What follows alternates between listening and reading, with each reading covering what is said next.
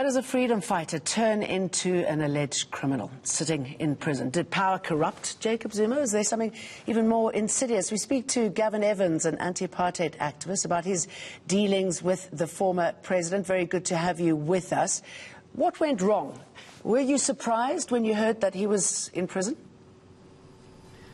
I was surprised that he eventually ended up behind bars, because it doesn't happen very often with presidents of any country.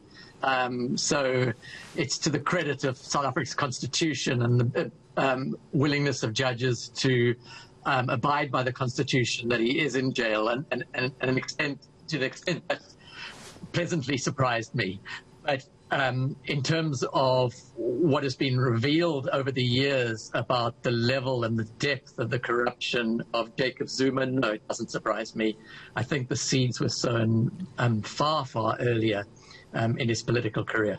Okay, talk us through that, because, you know, many say that power corrupts. Was that just the cherry on the top?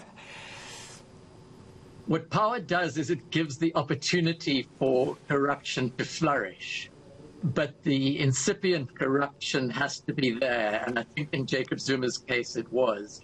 I mean, there are a number of things, if one looks at Jacob Zuma's past, which should have and did cause worry to a lot of people within the ANC and the South African Communist Party. I mean, what's not widely known is his leadership role in Mbukoto, which was the stone that crushes. It was the group within the ANC that was used to root out and punish dissent and catch spies within the ANC. But they were absolutely brutal in Quattro. Extensive torture of people, killing of people, and there was corruption too. In his role as ANC intelligence chief, I mean, there were a number of issues that caused great conflict between him and the SACP. I mean, he was a member of the Politburo of the South African Communist Party. It's not widely known, but he was, and he was basically kicked out. One of the conflicts was between him and the people within eNCA, and they related over a number of issues, but one of them was the death of a very respected ANC commander in Natal, who was known as Pami Zulu, and he was detained in Quattro, I think it was, for 14 months. And then 2 weeks after his detention, he died of poisoning. And that was put, ANC intelligence was responsible for that, and Zuma was head of ANC intelligence. So his death was, many people, they hated him within the party and within MK in particular.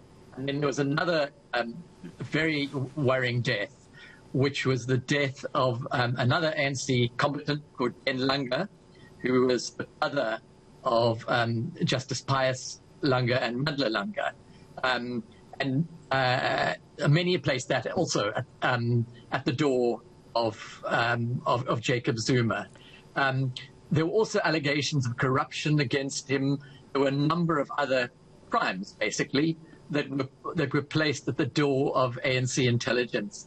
So then he came out in 1990 after the ANC was unbanned, and many felt he played an absolute blinder in Natal, because he had charm, and he kind of burnished his Zulu credentials, and he kind of diffused the threat from eNCA, and he also became the ascendant, the dominant ANC personality in Natal, and then the dominant politician in Natal. And in many ways, it was a good thing for the ANC. But the cost of that was that the many people within eNCA, the worst people, the killers within eNCA, were drawn into the ANC, and the result of that has been the killing fields that we've seen in KwaZulu-Natal. And it's not political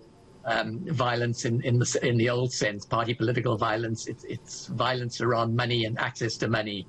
And sorry, becoming president, I mean, was it a combination of fear respect in some quarters and his charm.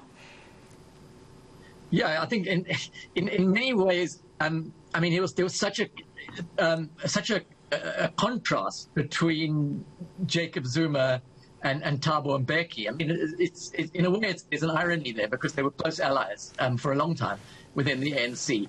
But once, when the corruption allegations arose, then eventually he got dropped as deputy president, and then he campaigned against Mbeki to become president, and ultimately succeeded. And I think there were a number of reasons. I mean, Mbeki had a strange politician. He'd been so.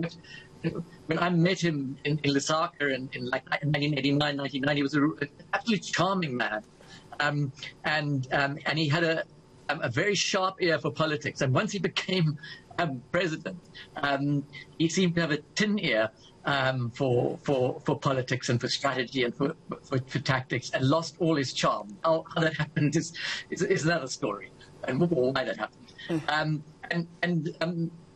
Jacob Zuma was the opposite. He exuded the sense of warmth and bonhomie, and also he appealed very directly and strongly to constituencies like the youth, the left, and the South African Communist Party, which many of its members at once hated him. They saw him as a kind of safer alternative to Thabo Mbeki. I mean, Thabo Mbeki had many flaws, but ultimately, I think there was an error made there. We can see that. Fascinating stuff, Gavin. Thank you for sharing your experiences with him along the line. I mean, he certainly is a man of contradiction.